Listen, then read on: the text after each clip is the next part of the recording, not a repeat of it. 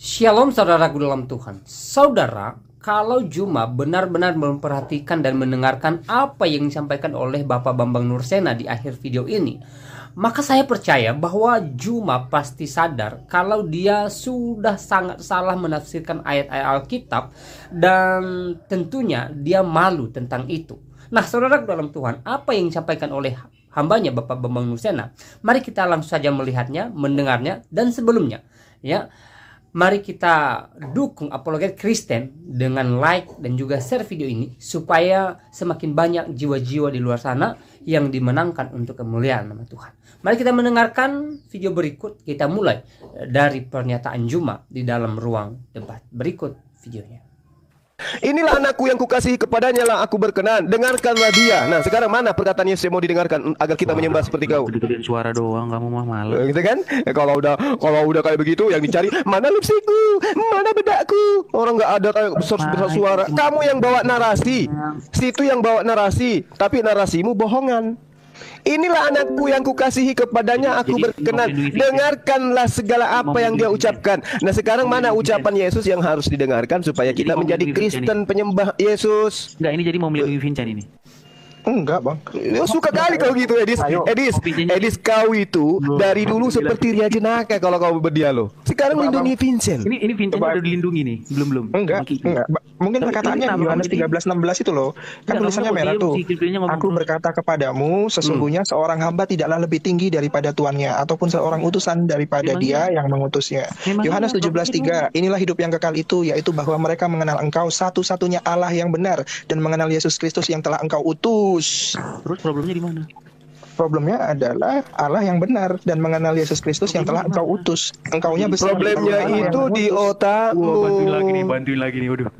Problemnya itu belum apa-apa. Yang dibawa adik saya Vincent itu belum apa-apa, Edis. Ini yang lebih parah nih. Lukas 7 nomor 28. Dengarkan. Aku berkata kepadamu, di antara mereka yang dilahirkan oleh perempuan, tidak ada seorang pun yang lebih besar dari Yohanes. Namun yang lebih kecil dalam kerajaan Allah lebih besar daripadanya.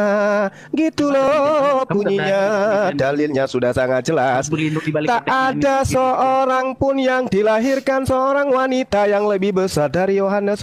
Berarti Yohanes lebih besar dari Yesus. Apalagi Bapak. Yohanes aja dia nggak bisa kalahkan, apalagi Bapak. Gimana Edis? Terus kamu tuh kayak Ria Jenaka, Edis. Kayak perempuan kau. Orang lagi ngomong, kamu kan dilindungi, kamu melindungi Vincent, iya kan? Kamu melindungi Vincent kan? Itu aja dari dulu kau cara dialogmu. Habis itu nanti datang bawa kata-kata yang asing. Siapa ini? Bang Edis, Tuhannya ada berapa? Lawan diskusi siapa ini? Lawan diskusi. Udah, lawan tuh adikku tuh yang sudah bertobat. Silakan. Problemnya Tuhannya Bang Edis ini ada berapa? Oke, jadi sekarang kita berdua ya. Tuhannya Bang Edis ini ada berapa? Oh, tiga-tiganya itu. Oh, 3.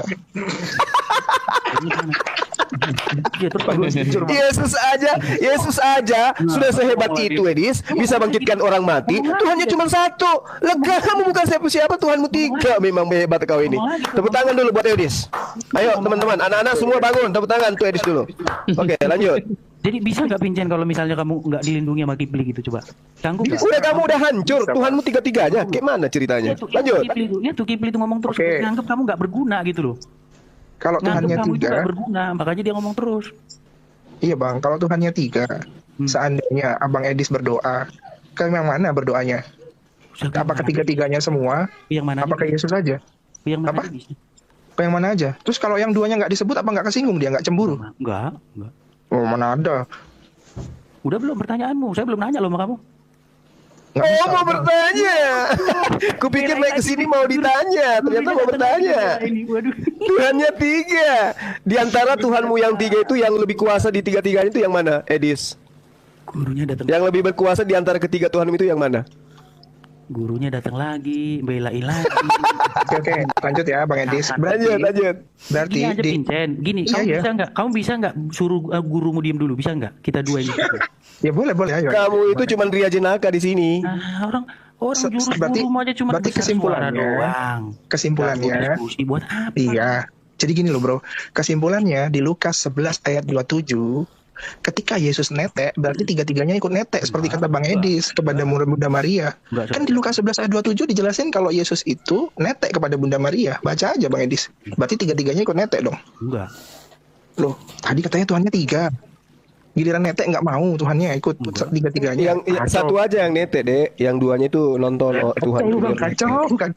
Sudah belum? Ada lagunya gini. Tuhanku ada 3, rupa-rupa bentuknya. Ada roh dan juga ada manusia, dan juga ada burung merpati. Matilah Tuhan anak tinggallah 2 Tuhan. Kan gitu ada lagunya tuh. Gitu lagunya. Lanjut. Seandainya kamu dianggap punya otak, dia pasti diam. Diizinkan kamu ngomong, nanya sama saya. Loh, di sini soalnya udah jam 1 lewat, Edis. Kita harus hiburan. Gitu loh. Kan tadi kau sudah ngaku Tuhanmu ada 3. Ada yang ngomong sama kamu, Kipli. Iya, kan Tuhannya 3. Di Lukas 11 ayat 27 kamu udah nanya ya? Enggak, kamu udah nanya belum? Berarti Allah Bapa sama Roh Kudus juga ikut ke Bunda Maria, meledak. Itu kan kesimpulanmu. Kamu menyimpulkan apa saja? 3 itu gimana? Maksudnya 3 itu gimana, Edis? Maksudmu 3 itu 1? Pijen.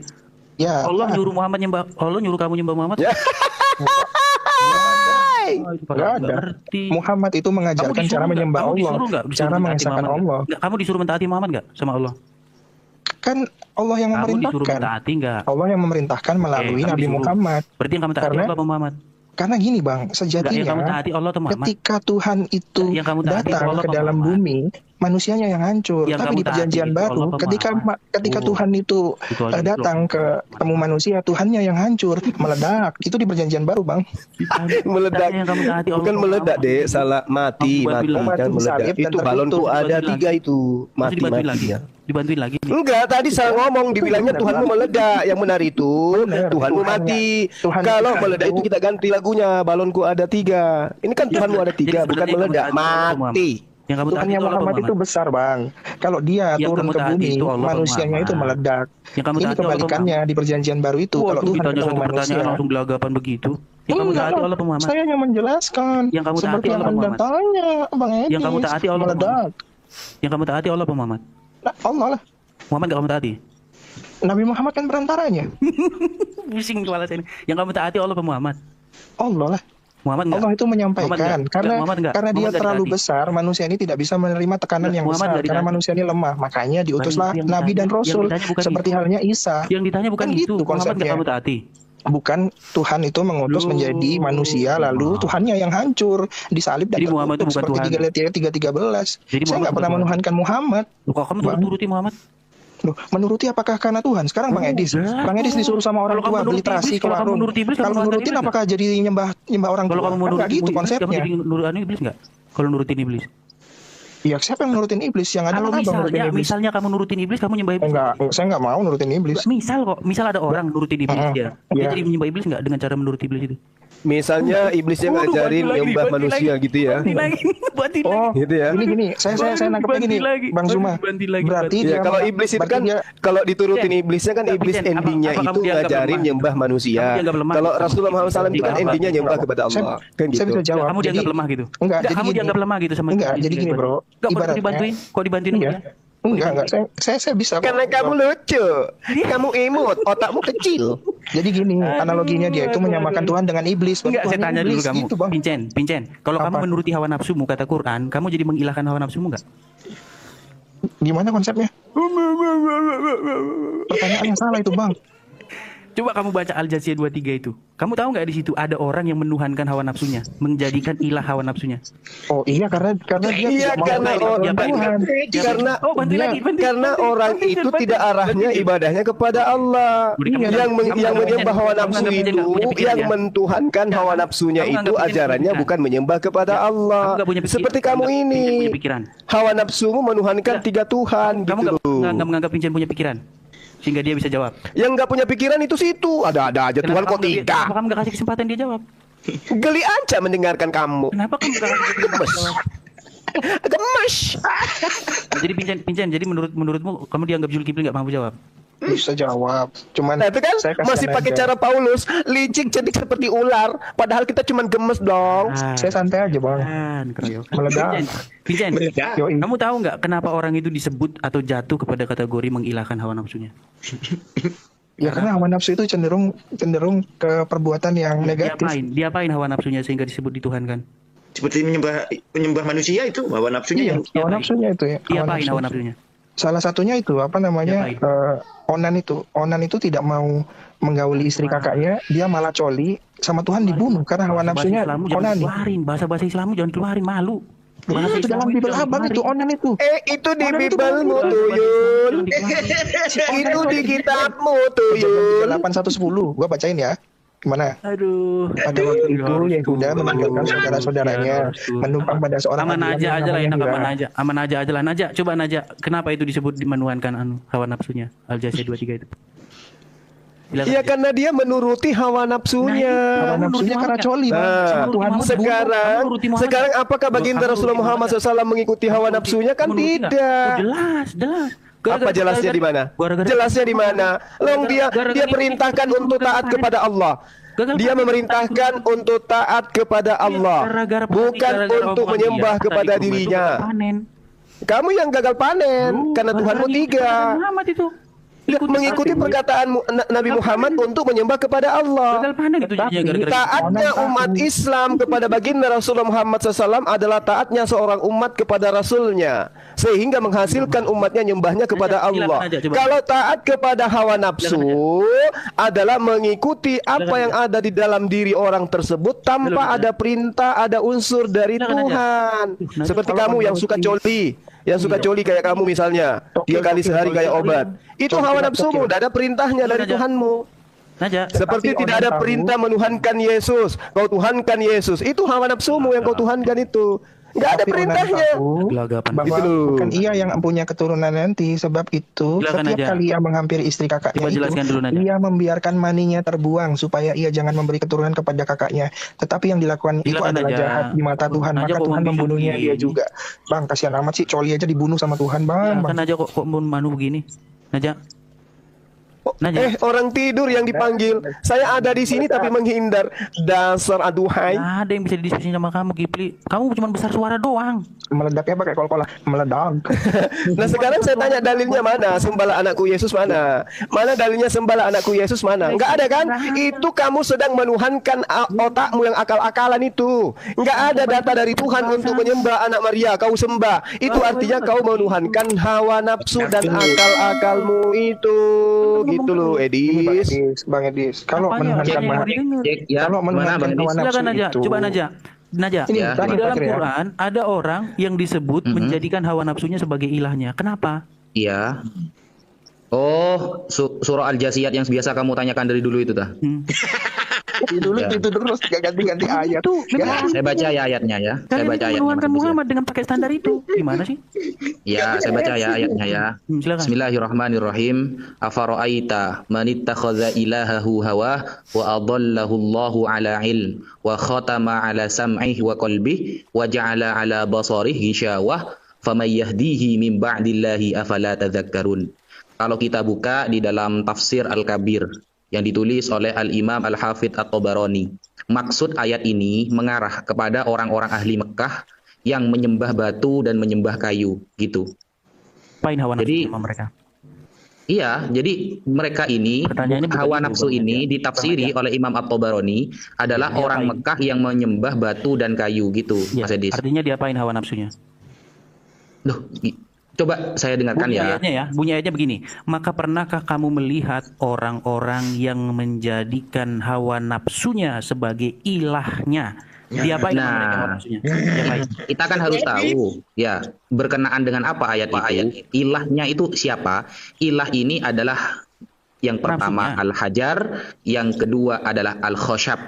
Khoshab itu artinya kayu. Jadi dulu ada orang-orang ahli Mekah itu menyembah kayu dan menyembah batu. Begitu. Nafsunya terus diapain? Kena deh.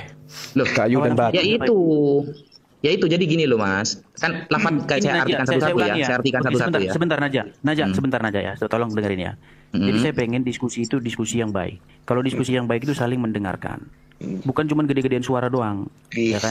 Ya kan sudah saya jawab. Pertama-tama begini, Najak. Pertama-tama begini. Kalau kamu menganggap bahwa Allah itu tidak mampu menyampaikan pesannya dengan baik sehingga harus diulangi oleh para mufasir, itu hak kamu. Tapi tertulis di dalam ayat ini bunyinya begini. Maka pernahkah kamu melihat orang-orang yang menjadikan hawa nafsunya sebagai ilahnya? Saya jawab boleh Ustaz? Pertanyaan saya begini, apa yang diperbuat orang-orang ini terhadap hawa nafsunya sehingga mereka jatuh kepada satu keadaan mengilahkan hawa nafsunya? Saya jawab boleh Ustaz? Tunggu dulu ya Mas Vincent. Ini sebenarnya ayat ini ngarahnya ke jenengan Mas Edis, karena di sini menyembah kepada kayu dan batu gitu. Jadi gini maksudnya, dalam memahami ayat Mas Edis itu kan harus ada ilmu namanya ilmu manhajut tafsir. Kita harus tahu latar belakang ayat ini membicarakan apa. Jadi tidak bisa dimaknai secara letterlek. Kalau Anda mengatakan barusan Allah tidak mampu menyampaikan langsung kepada manusia, harus butuh wasilah para nabi, maka saya bisa kembalikan kalimat itu kepada Anda. Apakah Tuhan tidak mampu 1 bulan hamil Bunda Maryam langsung brojol jadi Tuhan? Kan seperti itu. Gini aja Bang Najak, kalau saya pakai bahasa sederhana aja gini. Bisa nggak disebut orang-orang itu jatuh kepada mengilahkan hawa nafsu ketika dia dikontrol atau dikuasai oleh hawa nafsunya? Ini hawa nafsu bukan hawa nafsu bermakna letterlek, Bang. Ini penyembahan kepada batu dan kayu di sini, bukan hawa nafsu sebagaimana kita. Saya kasih contoh lain aja biar Pak Ustadz nggak pusing-pusing. Ini. Yang pusing sih itu, yang pusing sih itu. Udah dijawab, loncat lagi. Ada orang yang Paulus. rahib-rahibnya dan alim ulama mereka sebagai Tuhan di samping Allah. Betul? Ya. Oke, diapain nama mereka itu? Rahib-rahibnya itu sehingga dikatakan Quran mereka dituhankan. Ya, jadi gini. Ketika ayat itu turun ya ini kelemahan Mas Edis ini, karena Mas Edis tidak pernah belajar yang namanya manhajut tafsir gitu loh, sehingga hanya pakai terjemahan lalu disimpulkan sendiri. Tidak bisa gitu Mas Edis gitu. Ketika ya ittakhadhu ahbarahum waruhbanan arbaban min dunillah wal masih ibn Maryam, mereka menjadikan ya para pendeta dan para rabi-rabi itu sebagai arbaban, sesembahan mereka. Ya, siapa lagi? Wal Masih ibn Maryam. Dan juga menjadikan Isa putra Maryam sebagai arbaban. Arbaban itu kan Bang Najak, dulu saya jelaskan dulu. Itu Bang Najak, biar nggak boros Bang Najak. Diapain sama mereka sehingga mereka itu saya jelaskan dulu. Rahib-rahibnya diapain? Ya disembah kayak yang kau lakukan sekarang. Arbaban itu jamak dari Rabbun. Penjelasan Muhammad aneh. Ini ada jawaban nih. Sampean nanya tapi membenarkan menyalahkan pernyataan saya gimana sih? Gini Najak, pertanyaan sendiri jawab sendiri aja. Jangan gara-gara di rumah kamu mau mendominasi. Gini, dengerin. Jadi ada seseorang bernama Adi ibn Hatim. Dia datang kepada Muhammad. Ya. Dia pada saat itu memakai salib dari kalung perak. Nah, kemudian dia mendengar Muhammad membacakan ayat itu. Mereka menjadikan rahib-rahibnya dan alim ulamanya sebagai Tuhan di samping Allah. Kemudian apa kata Adi bin Hatim? Dia bilang begini, sama seperti kamu menolak kamu menyembah Muhammad gini. Dia bilang gini, wahai Rasulullah, sesungguhnya mereka tidak menyembahnya. Ya, apa kata Muhammad? Tidak. Mereka mengharamkan yang dihalalkan Allah. Mereka mengikutinya, atau sebaliknya mereka menghalalkan yang diharamkan Allah dan mereka mengikutinya. Itulah ibadah mereka, itulah penyembahan mereka terhadap rahib-rahibnya. Itu Muhammad yang ngomong, bukan tafsir. Kan memang betul. Tadi kan ditanya Tuhanmu berapa? Kamu bilang 3. Berarti kamu menjadikan rahib-rahib juga itu sebagai Tuhan selain Allah. Aneh kamu Edis. Ditanya Tuhanmu berapa? 3. Salah satunya rahib. Siapa itu? Yesus. Gimana kalau kita gunakan standar yang sama aja? Berani nggak? Standar yang sama. Ada yang menyembah. Ada yang menuhankan Rasulullah. Ya, standar yang sama begini. Seandainya Muhammad mengharamkan yang dihalalkan Allah, kemudian Anda menurutinya, Anda jatuh kepada penyembahan Muhammad nggak? Menurut standar yang Muhammad. Seandainya di Islam nggak ada seandainya, bro. Jenengan memahami menyembah dalam Islam itu apa sih? Ya, sebenarnya tidak ada kata menyembah di situ. Yang ada di situ kata abdu atau ibadah, penghambaan. Ketika Anda menghambakan diri kepada hawa nafsumu, Anda sudah jatuh kepada penyembahan terhadap hawa nafsu. Ketika Anda menghambakan diri kepada rahib-rahib Anda, itu Anda juga sudah jatuh kepada penyembahan peribadahan kepada rahib-rahib Anda. Sekarang saya pakai standar yang sama. Sekarang saya pakai standar yang sama. Pakai standar yang sama. Iya, terserah lah, whatever lah. Kalau Anda memperlakukan Muhammad sebagaimana orang-orang tersebut memperlakukan rahib-rahibnya, apakah Anda jatuh kepada penyembahan Muhammad juga? Kalau gini. Kalau kami sabar, kumis tipis, sabar. Kalau kami mendudukkan baginda Rasulullah Muhammad Sallallahu Alaihi Wasallam sama seperti Yesus, maka kami kena. Makanya tadi kamu udah ditanya, berapa Tuhanmu? 3. Coba tanya kami, berapa Tuhan kami? 1. Loh, kamu 3. Kenapa? Karena kamu mendudukkan rahib Yesus sebagai Tuhanmu juga. Kamu gak sadar gitu? Kamu ingin menyamakan kami seperti kamu penyembah manusia gitu? Ya kamu gila-gila aja sendiri, jangan ngajak. Jadi ini Bang Edis, menuhankan manusia itu. Saya mau Naja dulu, coba Naja. Silakan Naja. Silakan Naja. Menuhankan hawa nafsu. Mau pakai standar ganda sekarang berarti Naja. Ini ada jawabannya nih. Menuhankan hawa nafsu itu gini loh. Beginilah firman Tuhan, bahwasannya malapetaka akan kutimpakan ke atasmu yang datang dari kaum keluargamu sendiri. Aku akan mengambil istri-istrimu di depan matamu dan memberikannya kepada orang lain. Orang itu akan tidur dengan istri-istrimu di siang hari. Sebab engkau telah melakukannya secara tersembunyi, tetapi aku akan melakukan hal itu di depan seluruh Israel secara terang-terangan. Ini menuhankan hawa nafsu karena Tuhan menyuruh dengan berpikir menggauli istri-istrinya di depan seluruh Israel secara terang-terangan. Gini saya jawab ya. Sebenarnya apa yang diomongin Muhammad itu dalam itu maknanya. Jadi kalau hadis yang dipakai jenengan ini gitu loh. Kita harus pakai standar yang sama, nggak boleh pakai standar ganda. Ya, setelah ini gantian ya, saya nanya sampean ya. Kalau kamu memperlakukan Muhammad sebagaimana orang-orang memperlakukan rahib-rahibnya itu, kamu sudah jatuh kepada penyembahan terhadap Muhammad. Sekarang kita coba satu contoh. Di dalam Al-Quran jelas sekali bahwa darah itu adalah sesuatu yang haram untuk dikonsumsi. Tapi kamu tahu nggak kalau darah Muhammad itu diminum sama pengikutnya? Apakah pengikutnya peduli dengan ayat Quran itu? Ya, di dalam Quran dikatakan ya ayyuhallazina amanu, wahai orang-orang yang beriman, katakanlah perkataan yang benar. Di dalam Al-Ahzab 70 jelas kalian disuruh mengucapkan perkataan yang benar. Tapi apa kata Muhammad? Kalian diajari berdusta dalam 3 hal. Boleh kalian berdusta dalam 3 hal dan kalian turuti Muhammad. Jadi kalian itu sudah jatuh kepada penyembahan Muhammad. Oke, itu kan asumsi Anda. Menyampingkan semua isi Al-Quran itu dengan Muhammad bilang begini, Muhammad bilang gini, walaupun sebenarnya Muhammad nggak pernah bilang begitu. Oke, sudah ya. Boleh nggak saya sekarang bertanya sama sampean? Silakan. Ya, semoga dikerjakan ya PR-nya sampean dari saya yang kemarin-kemarin. Ini kan sebenarnya sudah dibahas beberapa kali gitu loh. Nah, sekarang saya tanya, yang jenengan sembah itu Dafar atau Amar? Di dalam Bible nggak ada bunyinya seperti itu. Di dalam Bible itu dia sudah menjadi manusia. Manusianya disalib, tewas. Berarti? Dan bangkit. Berarti pernah tewas gitu? Oh iya, dan bangkit. Nggak berhenti di situ aja. Kalau cuma meninggal doang ya jadinya Muhammad. Nggak bangkit, nggak ada kebangkitan. Berarti Firman atau Dafar pernah tewas gitu ya? Iya, dagingnya. Nah, itu di mana ya? Penjelasan dagingnya. Pernah meninggal. Tewas lalu dikutuk. Yang meninggal itu daging yang telah menjadi manusia. Iya. Coba jelaskan. Itu kamu nemu dalil di mana kalau yang mati dagingnya, firmannya agak mati? Kan firmannya sudah jadi manusia gitu loh, Bro. Ya, karena Dafar itu dia bukan kata benda, bukan sifatnya yang bisa meninggal. Sama seperti kalam di tempatmu. Kalam itu apakah dia itu ada daging? Fokus ke dalilnya sampean. Enggak usah ke Islam dulu Mas Edi. Saya kan tadi tidak nyebrang gitu loh. Saya satu perbandingan supaya Anda. Saya kan tidak nyebrang barusan. Sampean mampu nggak menjelaskan itu dengan Bible Anda gitu loh? Iya, jadi di dalam Kristen itu jelas ya bahwa sang firman atau logos itu menjadi daging dan penyembahan dan dagingnya ada di tiang salib tewas. Penyembahan terhadap Yesus, perhambaan atau peribadahan kepada Yesus itu adalah kehendak Bapa itu sendiri. Jadi barang siapa yang mau menyembah Bapa itu harus menyembah anak. Karena tidak ada cara menyembah Bapa itu selain daripada menyembah anak. Sama seperti kalian, tidak ada cara kalian menyembah pertanyaan saya Mas Edis. Fokus ke pertanyaan saya. Yang Anda sembah Dafar atau Amar? Dari tadi saya udah jawab sama kamu tanya. Ya, kan kamu yang kata kamu kan tadi jawabannya begini kan ya. Kan gini. Kalau diulang-ulang gitu. Tunggu dulu. Sampean pernah mengatakan Dafar dan Amar itu sama gitu. Dan itu PR bagi sampean. Itu bagian dari Dafar. Ya, mana datanya Mas Edis? Mana? Dafar itu bagian dari Amar, mana Itu datanya? nggak perlu data, itu diperlukan hikmat untuk memahami itu. Oh, tidak perlu data. Perlu hikmat untuk memahami. Makanya dong, kan Tuhannya berdaging. Ketika Yesus disunat, sisa kulupnya itu menjadi Tuhan juga, bagian dari Tuhan juga karena berdaging atau gimana? Pertanyaanmu salah. Tuhan itu pengertian Tuhan itu adalah jabatan. Jangankan ini, setan pun bisa jadi Tuhanmu. Kalau kamu turut-turuti setan itu menjadi Tuhanmu.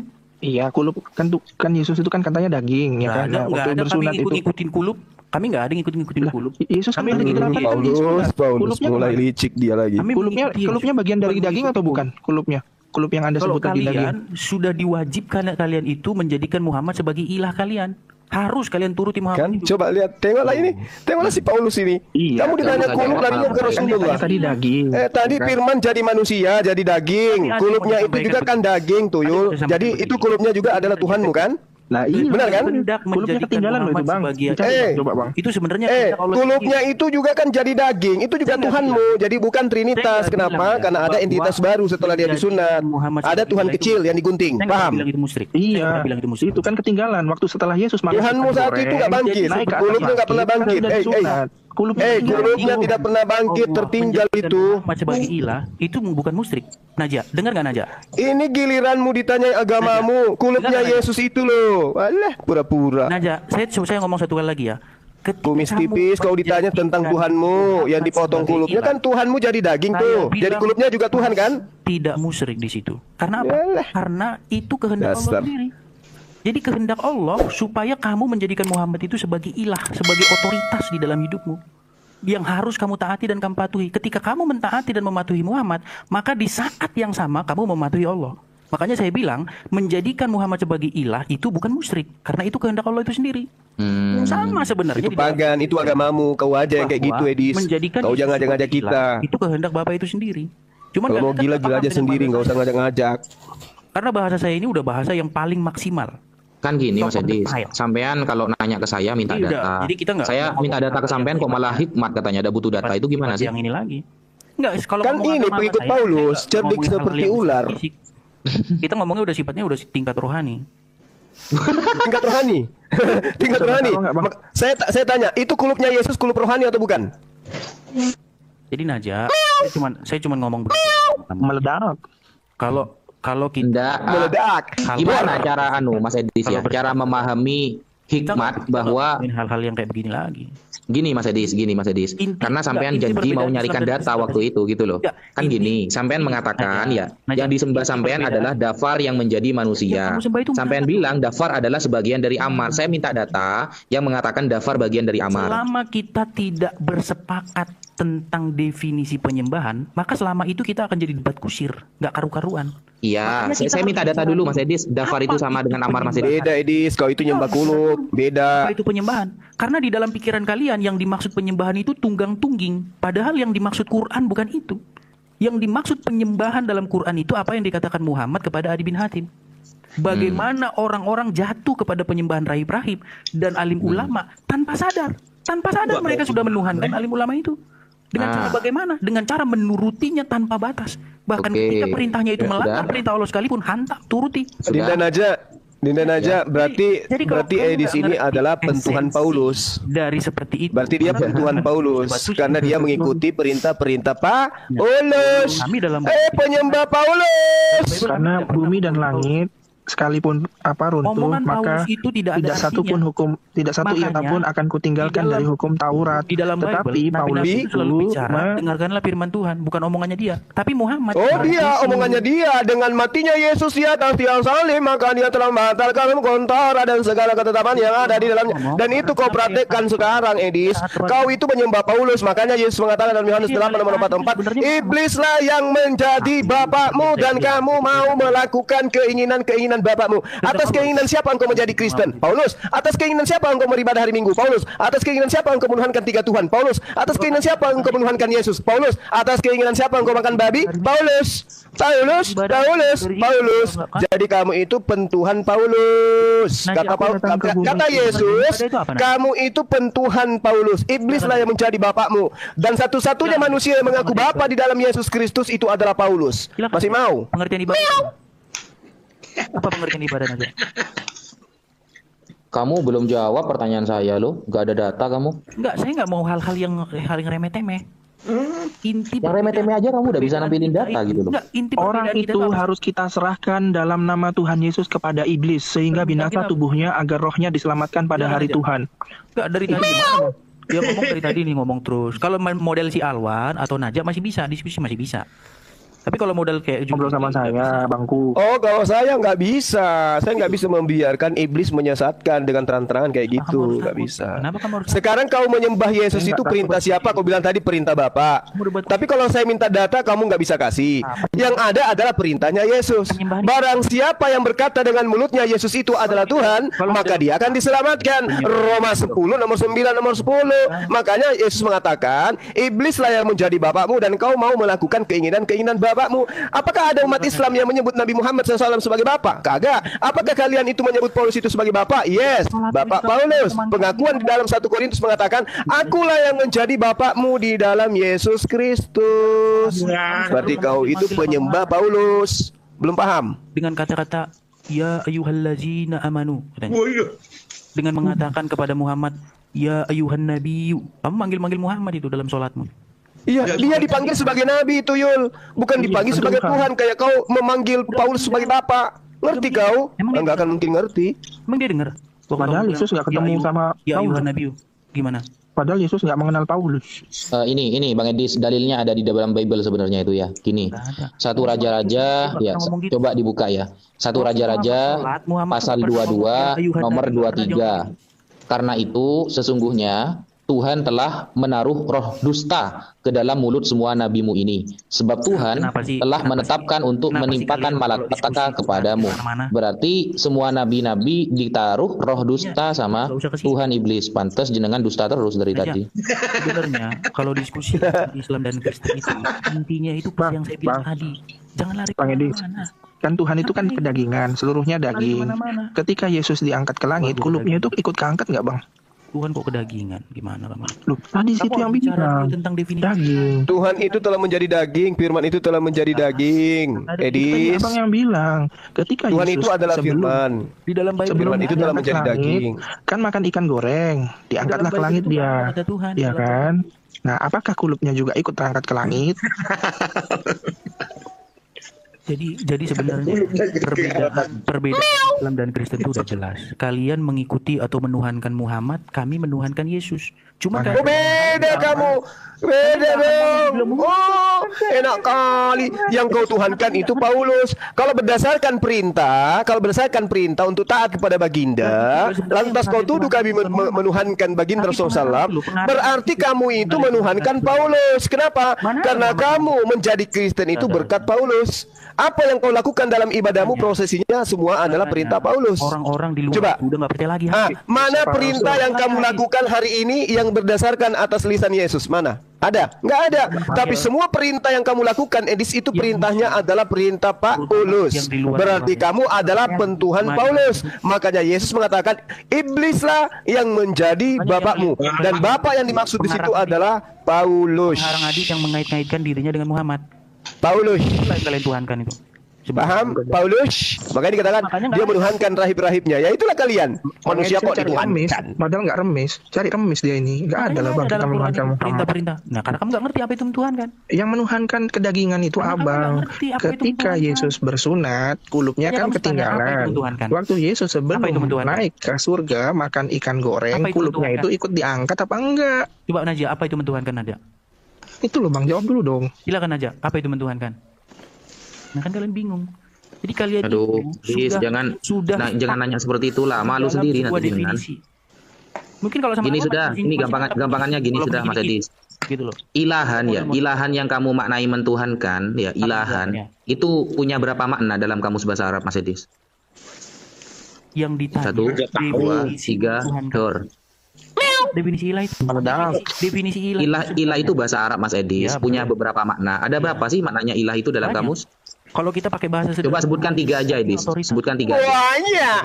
Banyak. Ngarang bebas. Kamu berharap dan coba sebutkan 3 aja Mas Edis kalau memang banyak. Itu saya bilang, 1 otoritas.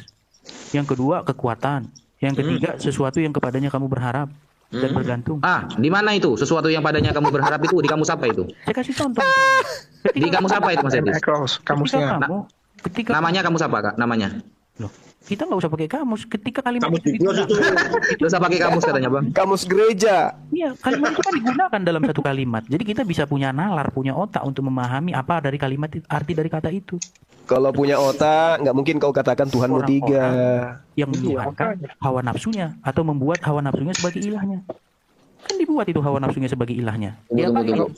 Kalau Tempat kamu berharap itu ilahan itu maknanya nemu di kamus mana, Mas Edis? Saya nggak bilang begitu. Ketika kamu membuat sesuatu itu menjadi Tengoklah kan, kayak Paulus betul licik dia. Iya. Tadi dia bilang disebutkan 3, ya kan? Iya. Makna daripada ilahan itu apa? Ketika kamu bergantung Iya. berharap kepada Allah, Allah itu menjadi ilahmu. Betul Paulus kau ini. Aku menjerat engkau tipu daya dengan kelicikan. Dasar ular beludak. Gak usah lah. Diminta data tadi cukup dengan hikmat. Sekarang udah butuh kamus, gimana sih? Ke intinya aja, inti Kasihan kalau berdoa ke Tuhan Yesus Allah Bapaknya nggak disebut tuh, kasihan Allah Bapaknya. Apa nggak nangis di pojokan itu kan? Ya, karena kalian berpikir bahwa Yesus itu saingannya Bapa. Loh, Kalian kan tiga, berarti kan beda, Bang. Kalian tidak berpikir kalau Muhammad itu saingannya Allah. Enggak Otak lah. saya tidak serendah itu. Gitu. Otak saya tidak serendah itu. Itu mencari remes gitu, bro. Ketika kamu menjadikan Pingin Muhammad, kali kita ini pagan kayak dia Allah gitu. memimpin nggak? Ketika kamu jadikan Muhammad sebagai pemimpin, Allah Beda Edis. Di agama kau itu memang sudah disusupi ajaran paganisme. Theos pada mulanya adalah logos. Logos itu bersama-sama dengan Theos, dan logos itu adalah Theos. Theos itu telah menjadi daging. dengan Muhammad itu yang Di kami di Islam tidak kenal ajaran konsep pagan kayak begitu. Pagannya kau, logos adalah Theos, Theos adalah logos, dan Theos itu menjadi daging. Coba tunjukkan ke saya Allah menjadi daging ada nggak dalam Al-Quran? Najak, coba Najak. Ada nggak dalam Quran yang Nggak kalian ada. Nggak ada. Yang kalian ngomong itu semua itu dari hadis. Dan itu yang ngomong bukan Muhammad. Percayalah kalian. Yang ngomong itu yang ngarang hadis itu. Dan dikait-kaitkan ngarang? itu dengan Muhammad. Siapa yang ngarang, Bang? Coba nyium batu karab itu siapa yang ngomong? Coba cari dalam Quranmu sampai mati kamu cari nggak ada itu nyium batu karab itu. Coba. Siapa yang mau nyium batu karang? Nyium batu karang di laut, Bang. Kamu nggak nyumin batu karab. Mana ada nyium batu karang? Nggak Itu ada. orang-orang batu karang. Siapa yang ngomong Itu batu karang itu. Yang Bukan. nyium batu karab itu siapa? Bukan, itu Hajar Dapat Aswad. dari mana? Dapat dari mana itu?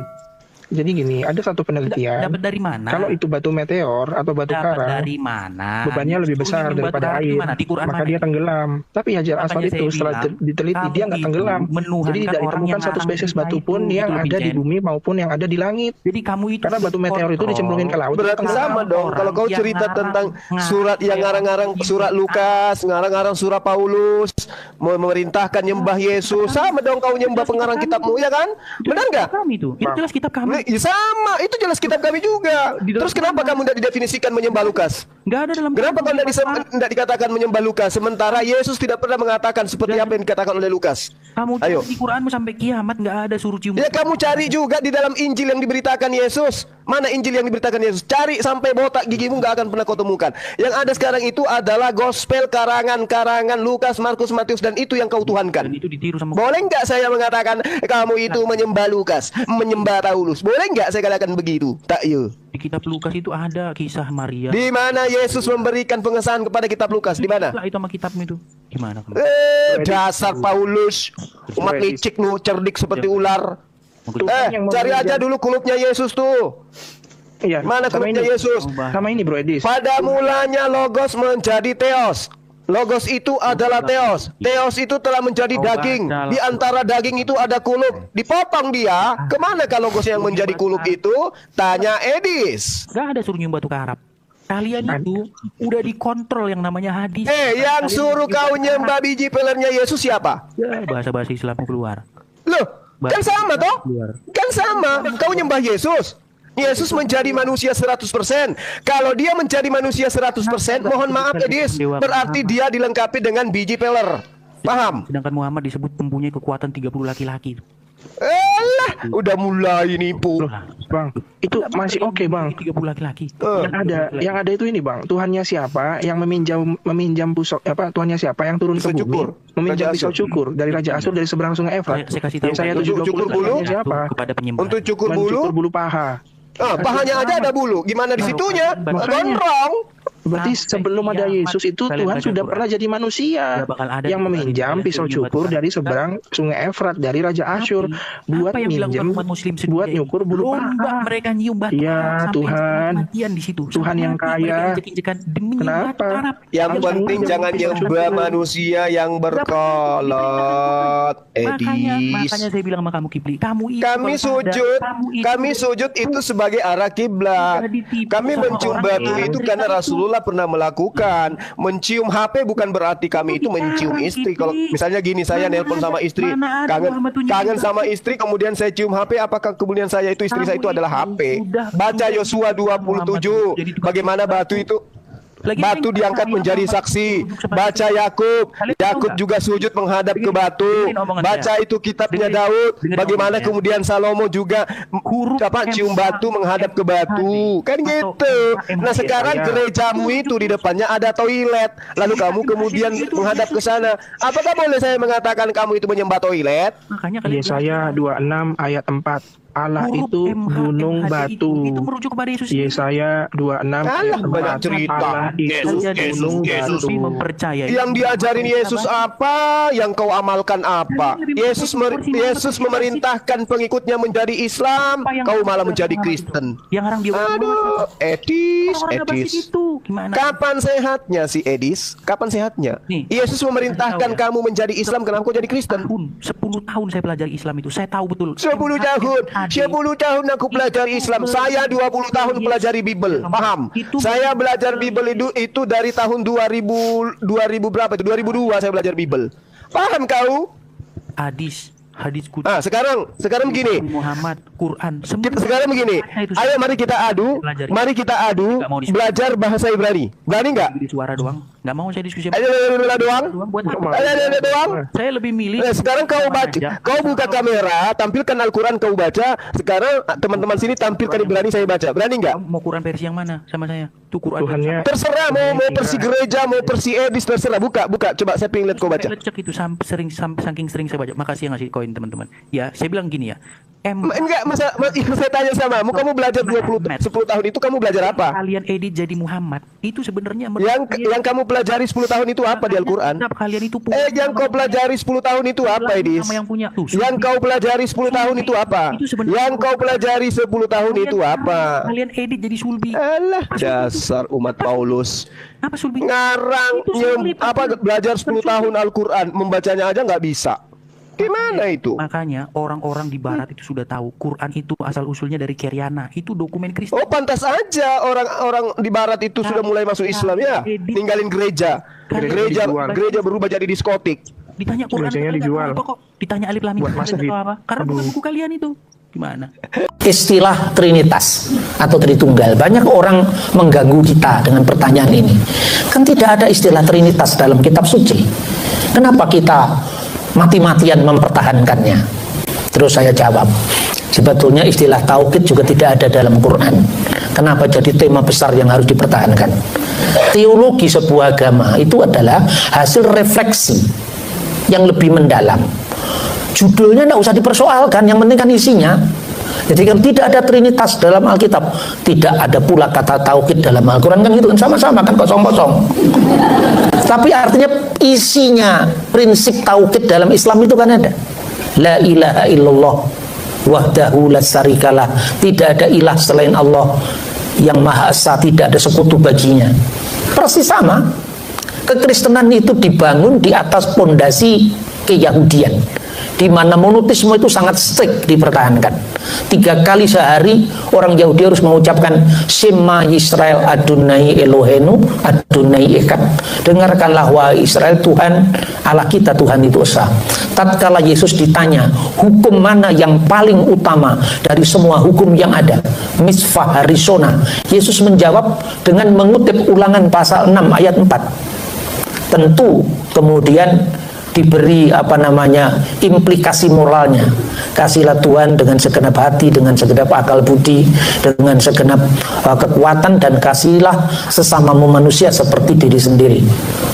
Nah, maka ketika gereja muncul, sesungguhnya jawaban yang hendak diberikan gereja itu bukan pertanyaan berapa jumlah Tuhan, tapi bagaimana Tuhan yang esa itu mengungkapkan dirinya. Maka tatkala Yesus memberikan perintah yang oleh kalangan Kristiani sering disebut sebagai perintah agung itu, jadikanlah semua bangsa muridku, pantata etni, semua etnik muridku, dan baptiskanlah mereka dalam nama Bapa dan Putra dan Roh Kudus. Istilah nama di sini bentuk tunggal. Esto onomatu patros, ketu iu ketu agiu pneumatos. Maka kemudian Bapa, Putra dan Roh Kudus itu merujuk kepada sang nama. Sang nama itu Hashem, Baal Shem, Tuan atas sang nama.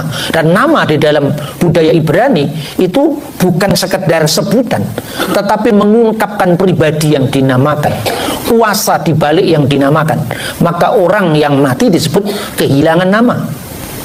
Ketika orang membangun Menara Babel, mari kita mencari nama. Padahal usianya sudah 20-30 tahun, masa belum dikasih nama. Artinya mencari kemasyhuran. Maka dalam satu nama, Bapa, Putra dan Roh Kudus, itu yang kemudian mau diungkapkan oleh gereja.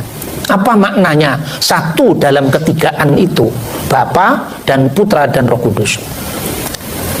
Liturgi, tradisi liturgis gereja dari awal juga merenungi misteri Tritunggal itu. Maka kemudian ketika Santo Paulus sang rasul menutup suratnya dalam 2 Korintus itu, kasih karunia Tuhan Yesus Kristus dan kasih Allah dan persekutuan Roh Kudus. Iman seperti ini pula yang dibayar dengan darahnya para martir. Ketika Alkides Polikarpus dari Smyrna, Alkides itu santo bahasa Latinnya, bahasa Arabnya Alkides, ya. Dia disuruh menyangkal Sang Kristus, dan jawabannya 86 tahun saya mengikuti dia dan dia tidak pernah mengecewakan saya. Dia pilih mati ketimbang harus menyangkal Kristus. Lalu ketika dia dihukum mati, dibakar, dia mengucapkan himne tentang Tritunggal, bahwa segala kemuliaan ditujukan bagi Bapa surgawi, Imam surgawi yang kekal Yesus Kristus, dan Roh Kudus sepanjang segala masa. Amin. Jadi artinya iman mendahului rumusan. Agama apapun juga yang namanya iman itu ada dulu, rumusannya ada kemudian.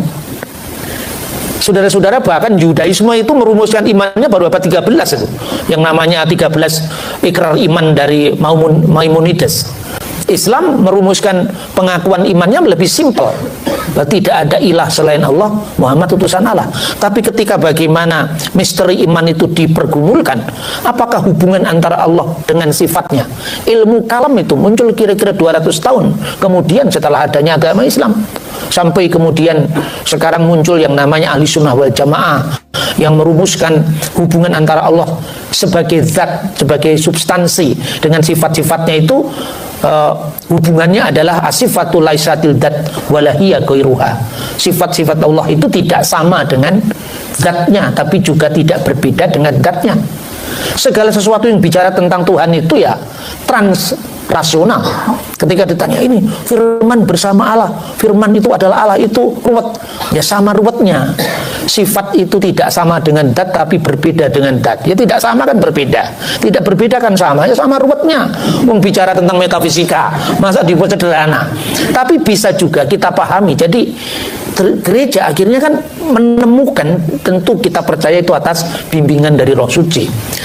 Meskipun nanti dikatakan dalam tradisi gereja yang sangat panjang, ada ungkapan-ungkapan tentang Kristologi itu yang disampaikan dalam tradisi Yunani, Latin, dan Aramaik. Ini pula yang nantinya muncul pemahaman 3 formula Kristologi yang berbeda-beda antara Kalsedonian, ya, yang diikuti oleh tradisi gereja Katolik dan diikuti oleh anaknya Protestan, lalu cucunya gereja-gereja yang secara eklesiologis memang berbeda, tapi ya itu muncul dari Katolik, itu semua kan dari Kalsedonian. Kristus itu adalah satu pribadi dalam 2 kodrat, kata mia hipostasis dalam 2 pisis. Tetapi kalau tradisi gereja timur yang oriental seperti Koptik Ortodok, Syriak Ortodok, Armenian Ortodok, Ethiopian Ortodok itu adalah tradisi Miapisit karena mengikuti ungkapan dari Markirillos dari Alexandria, Cyrilus yang mengatakan Kristus itu Miapisit. Miapisit tontion logon sisarkomeni, satu kudrat ganda firman yang menjadi daging.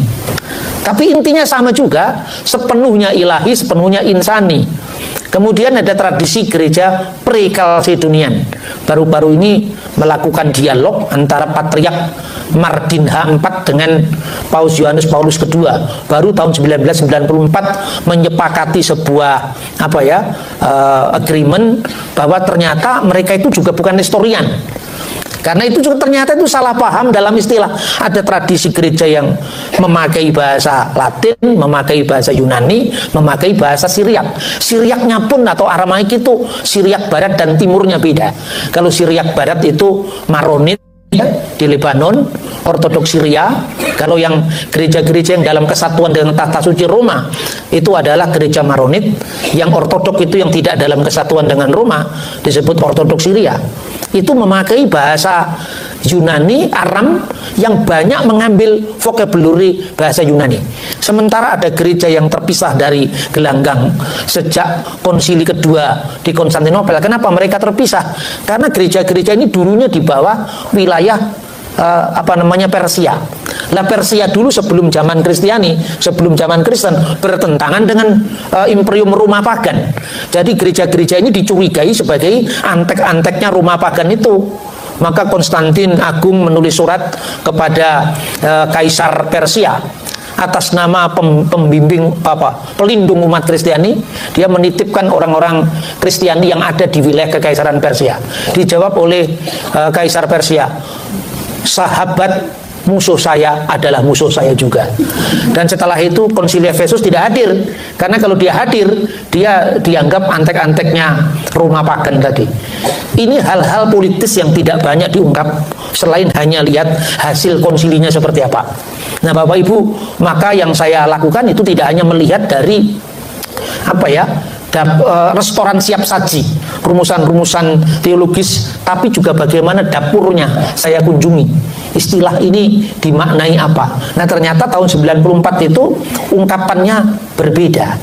Jadi kata hipostasis itu kan sebetulnya sering diterjemahkan dengan person, pribadi. Padahal di gereja Syria Timur ini hipostasis itu dimaknai bukan pribadi, tapi dimaknai subeksistensi. Jadi kira-kira ketika dia membaca dalam kitab suci misalnya, lalu ketika Tuhan itu satu, esa, nggak bisa tawar-tawar Tuhan itu esa. Tapi ada Bapa, Putra dan Roh Kudus itu dalam apanya dia disebut Bapa, Putra dan Roh Kudus?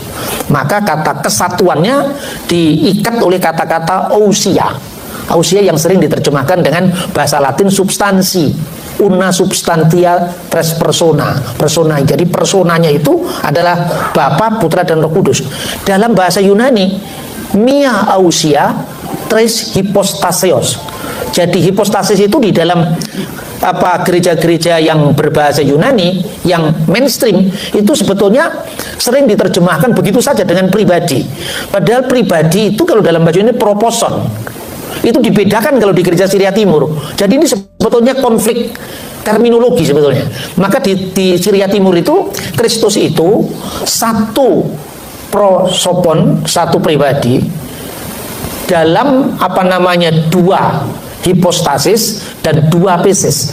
Nah dua hipostasis karena kata hipostasis itu dipahami pribadi di barat. Nah kamu nestorian kira-kira seperti itu.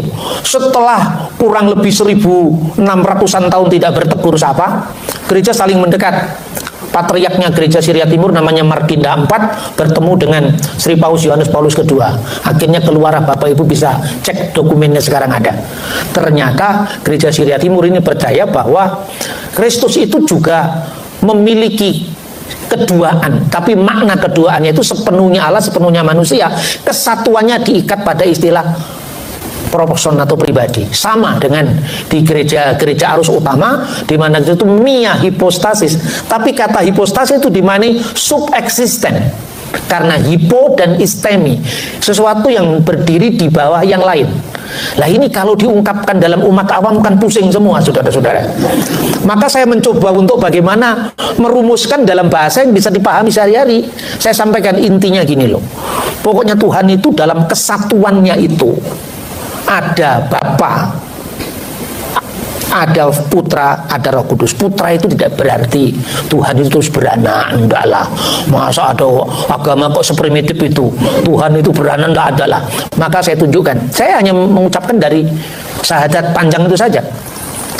Yang lahir dari Bapa sebelum segala zaman atau segala abad. Saya tanya, ada enggak orang yang lahir dari Bapa? Enggak ada lah Pak. Lahirnya dari mana? Dari mama semua kan? Masa ada lahir dari bapak? Lalu apa artinya lahir dari bapak? Itu bukan kelahiran fisik. Berarti itu adalah divine birth of Jesus Christ. Apa sih artinya lahirnya dari bapak itu? Bapak itu adalah eksistensi ilahi, itu wujud ilahi. Kalau bahasa terminologinya orang-orang Kristen berbahasa Arab itu adalah wahid jauhar fi salasa akonim. Jadi wahid jauhar, satu di dalam substansi, talata dalam 3 akonim. Lah kata akonim itu kata jamak dari uknum. Itu bahasa Arab. Tapi dalam bahasa Arab sehari-hari juga tidak muncul kata uknum itu. Anda baru melihat bagaimana bahasa dogmatik Kristen itu muncul. Kata uknum itu dari kata knoma dalam bahasa Aramaik. Dan itu muncul dalam teks Pesito atau Pesita, Alkitab dalam bahasanya Kristus sendiri, ya bahasa Syriak Aramaik, itu dari Ibrani pasal 1 ayat 3, di mana kata-kata Kristus yang adalah gambar Allah itu diterjemahkan di situ gambar dari itu tanya. Itu artinya substansi. Dan knomi itu kata knomi itu artinya self. Jadi misalnya himself itu knome, himself, dia sendirilah. Jadi sesuatu yang merujuk kepada kemandirian, di mana Bapa, Putra dan Roh Kudus dari kekal sampai kekal itu berinteraksi. Karena pribadi-pribadi ilahi itu bukan pribadi yang dapat kesepian. Maka relasi perikoresis itulah yang diungkapkan dengan kata yang disebut tadi dengan knome. Nah kata knome itu kemudian menjadi bahasa Arab uknum, knoma, uknum, knomi jamaknya akonim. Bahasa Arab sehari-hari untuk menyebut kata pribadi dalam pengertian pribadi yang terpisah itu saksun. Saksun itu pribadi yang psychological personality. Saya dengan pribadi Romo Atmo, dengan pribadi Romo Anton itu 3 pribadi yang terpisah. Nah Tuhan kan tidak terpisah oleh ruang dan waktu. Maka dikatakan dalam bahasa dogma itu selain satu substansi dalam 3 persona, kan akhirnya terpaksa diterjemahkan dalam bahasa Latin persona. Nah persona itu maknanya lebih fisik. Maka kemudian Tertullianus memberi catatan karena tidak sepenuhnya bisa mengungkapkan apa yang digumuli dalam bahasa Yunani dan bahasa Aramaik. Akhirnya diskresi non separati, distingsi non divisi. Artinya bisa dibedakan namun tak bisa dipisahkan, masing-masing memiliki kekhasan namun secara tak terbagi. Itulah misteri Tritunggal. Jadi bahasa gampangannya gini. Ketika kita mengatakan kenapa firman itu harus kekal, bahasa gampangannya ini, nah, saya katakanlah sekarang lebih dulu mana Allah apa sabdanya? Ya Allah. Yakin kalau Allah lebih dulu daripada sabdanya. Berarti ada waktu di mana Allah itu sudah ada wujudnya, eksistensinya, maka sabdanya pernah tidak ada. Artinya apa? Allah pernah tidak punya sabda, pernah tidak bisa mencipta, atau pernah bisu. Setelah beberapa waktu kemudian sabdanya baru ada. Lalu Allah menjadi sempurna. Apakah itu sifat Tuhan? Tidak. Lalu Allah dengan firman-Nya lebih dulu mana? Ya sama-sama kekal. Itulah yang disebut in the beginning was the word, pada mulanya adalah firman. Ini sepakat dalam ilmu kalam Islam juga sepakat bahwa firman Tuhan tidak diawali oleh waktu karena dia mengawali segala sesuatu, tapi jurusannya yang berbeda. Firman itu menjadi daging diterima oleh Bunda Maria, firman itu menjadi kitab diterima oleh Muhammad yang buta huruf. Maka sering saya katakan, biasa saya kutip Konsili Efesus di mana dikatakan firman itu lahir dari Bapa secara ilahi tanpa jasad tanpa ibu, lalu turun ke dunia, lahir dari ibu secara jasad tanpa bapak. Itu menjadi diskusi yang menarik antara Patriark Al-Mahdi dengan seorang Katolikos pemimpin gereja Syria Timur di Baghdad tahun 781. Dia dikatakan begini dalam percakapan itu, tidak layak orang terpelajar sepertimu mengungkapkan penghujatan terhadap Allah. Man huwa ya Malik Mahabatullah, siapakah dia wahai Raja Kekasih Allah? Kamu sendiri, bukan kamu mengatakan Allah itu mengambil Maria sebagai istrinya lalu melahirkan seorang anak yang kamu sebut Yesus? Dia mengenaujubillah, siapa yang punya pandangan seprimitif itu, kira-kira kalau bahasa saya begitu. Kami tidak pernah mengatakan Yesus putra Allah itu artinya Allah beranak, Allahu walada secara jasad, tidak pernah. Lalu kami tegaskan, Umminu bi Yesus al-Masih kalimatullah. Saya percaya Yesus Kristus itu adalah kalimat Allah. Kama maktub fil Injil muqaddas, seperti yang dikatakan dalam Injil, lalu dikutip Yohanes 1:1 yang bahasa Arabnya juga kalimatullah.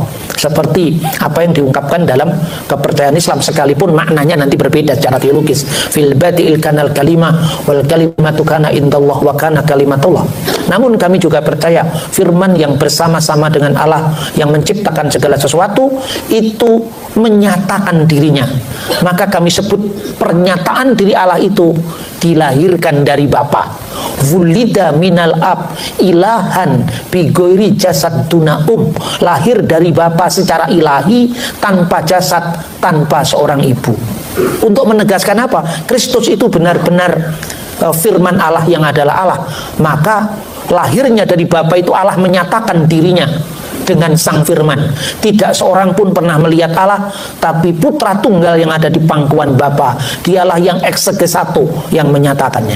Lalu firman itu turun ke dunia, wulida min lahir dari ibu jasad dan secara jasad, tuna ab tanpa bapak, untuk menegaskan bahwa Yesus Kristus lahir ke dunia benar-benar lahir secara perawan, tanpa campur tangan seorang laki-laki, tanpa campur tangan seorang yang bernama Yosef, apalagi Yosef Umar Hadi. Teman kita anggota dewan dari PDIP. Saya ingat dia karena dia baru menulis buku tentang Pancasila menurut Triarkara, ya. Itu disertasinya dia. Nah, itu kira-kira saudara-saudara. Jadi artinya banyak dari misteri Tritunggal ini yang sebetulnya tinggal kepada audiens siapa kita mengungkapkan. Tapi kira-kira ketika saya sampaikan kepada forum-forum lingkungan yang aliran kepercayaan, kebatinan, ya bahasanya bahasa yang lebih esoterik. Terus saya katakan begini, Tritunggal itu bukan mengungkap tentang berapanya Tuhan. Sebab Tritunggal itu mengungkapkan misteri ilahi sebelum ada ruang, sebelum ada waktu dalam kekekalan. Tapi Tuhan itu esa kan mas? Ya Tuhan itu esa, tapi apa esa itu terlalu penting, saya bilang. Sangat penting. Untuk apa esa ketika dunia ini belum ada, ketika belum ada ruang, belum ada waktu? Satu-satunya hanya Tuhan. Apakah perlu satu? Karena satu-satunya hanya Tuhan. Tidak perlu satu. Berarti satu itu perlu untuk komitmen umat kan? Bahwa setelah ada umat, Tuhan berbuat sesuatu untuk umatnya, baru komitmenmu apa terhadap saya? Lu yihyeleha iluhim akhirim alpanahi. Jangan ada ilah lain di hadapan hadiratku. Tapi untuk Tuhan kata satu itu tidak perlu, karena satu-satunya hanya dia. Begitu juga adanya aku, itu kan karena ada kamu, ada dia, ada kalian, ada mereka. Jadi artinya ungkapan-ungkapan itu pun nisbi, karena lahir dari pergulatan ruang dan waktu. Tapi kemuliaan Tuhan tidak terkurangi karena formulasi-formulasi kita. Al-masdulil abwal ibni warahil kudus al-ana wa kula awanin wa ila dahri tuhur. Amin. Kemuliaan bagi Bapa dan Putra dan Roh Kudus sekarang dan selalu serta sepanjang segala masa. Amin. Iya. Yang menjadi pembahasan Juma dengan apologet Kristen, dan di akhir video tadi ada videonya Bapak Bambang Nursena yang menjelaskan tentang keilahian Yesus Kristus dan juga menjelaskan tentang Allah Tritunggal di dalam kekristenan itu sendiri. Nah, saudara dalam Tuhan, tentu saja dari apa yang Juma sampaikan kita bisa paham bahwa beliau tidak mengerti Alkitab, tidak paham Alkitab, tidak paham isi Alkitab, tidak mengerti bagaimana menafsirkan Alkitab dengan benar, dan tidak mengerti sejarah Alkitab, sehingga saudara dalam Tuhan, dengan mudah apologet Kristen di video tadi mematahkan apa yang disampaikan oleh Juma. Dan terlebih ya, ketika Juma memperhatikan dan mendengarkan apa yang disampaikan oleh hambanya Bapak Bambang Nursena di akhir video yang barusan kita lihat bersama, maka dia bisa sadar bahwa dia telah salah menafsirkan ayat-ayat Alkitab, dan dia harusnya malu ya tentang apa yang dia sampaikan tentang kekristenan ya. Dia malu ketika dia sadar bahwa dia sangat salah menafsirkan ayat-ayat Alkitab. Nah, saudaraku dalam Tuhan, banyak poin yang boleh mereka sampaikan, tetapi satu hal yang mau saya sampaikan bahwa Yesus adalah Tuhan. Yesus adalah pribadi kedua dari Allah Tritunggal itu sendiri. Itu tidak bisa disangkal oleh Juma. Bagaimanapun Juma memutarbalikkan fakta kebenaran Alkitab, mengatakan bahwa tidak ada dalil Yesus sebagai Tuhan, maka tidak berdasarkan Alkitab dia mengatakan hal itu. Sekali lagi, kalaupun dia mengutip-ngutip ayat Alkitab untuk mendukung apa yang disampaikan, penafsiran Juma salah dan tidak sesuai dengan Alkitab itu sendiri. Maka saudara dalam Tuhan ya, ketika mendengarkan Juma mengutip ayat Alkitab ya, kita harus hati-hati dan waspada dan jangan percaya begitu saja ya. Ambil Alkitab saudara, perhatikan apa yang disampaikan, lihat ayat yang dia sampaikan, dan saya yakin ya, penyampaian Juma atau penafsiran Juma terhadap ayat Alkitab berbeda dengan apa yang disampaikan oleh Alkitab itu sendiri. Dan itu yang sering terjadi selama ini ya. Sehingga saudara dalam Tuhan, kita tidak terkecoh dan kita tetap di dalam koridornya firman Tuhan gitu loh ya. Alkitab mencatat bahwa Yesus adalah pribadi kedua yang telah datang ke dunia ini. Pada mulanya Allah menciptakan langit dan bumi dan segala isinya, dan setelahnya dia menciptakan manusia. Dan dia ketika Allah menciptakan manusia, dia mengatakan, mari kita menciptakan manusia yang segambar dan serupa dengan kita. Di sana dia menggunakan kata jamak, yaitu marilah kita. Lebih dari satu, artinya bahwa ini membuktikan Allah di dalam kekristenan adalah Allah Tritunggal ya. Dan tentu saja tentang ketritunggalan Allah, Juma tidak paham hal itu karena dia tidak pernah belajar Alkitab dengan benar. Dia tidak pernah belajar bagaimana menafsirkan Alkitab dengan benar. Dia tidak pernah belajar ke sekolah tinggi teologi Kristen pastinya. Jadi wajar saja kalau Juma selalu saja salah dan ngawur karena dia tidak punya pemahaman tentang Alkitab. Makanya sering saya sampaikan, lebih baik Juma ini tidak membicarakan Alkitab ya. Lebih baik dia fokus dengan agamanya dia, atau dia fokus dengan karirnya dia ya. Itu lebih memberkati daripada dia berusaha berkuar-kuar membicarakan Alkitab, membahas Alkitab, tetapi selalu saja salah, selalu saja ngawur, tidak pada tempatnya ya. Nah, saudara dalam Tuhan, seperti apa tanggapan saudara setelah menonton cuplikan video tadi? Silahkan tulis di kolom komentar. Tuliskan tanggapan yang baik, yang positif, terutama tanggapan yang memuji, memuliakan nama Tuhan di atas kerajaan sorga. Dan saya pribadi tidak terlalu panjang lebar menyampaikan pesan melalui video ini. Semoga video singkat ini yang memberkati kita, menguatkan kita, dan kiranya Tuhan Yesus Kristus memberkati kita sekalian. Shalom.